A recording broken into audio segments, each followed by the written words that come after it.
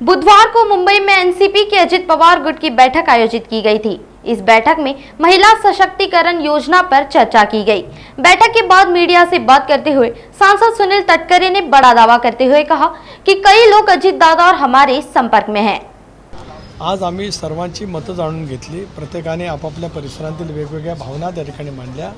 केवळ अल्पसंख्याक समाजापुरता सीमित नव्हे तर प्रवक्त्यांची सुद्धा आम्ही बैठक त्या ठिकाणी घेतली, सोशल मीडियाची घेतली आणि विशेष करून 50% लोकसंख्या असलेल्या महाराष्ट्रामध्ये महिलांचे प्रश्न, महिलांचं संघटन या संदर्भामध्ये सुद्धा विस्तृतपणाने आम्ही चर्चा केली।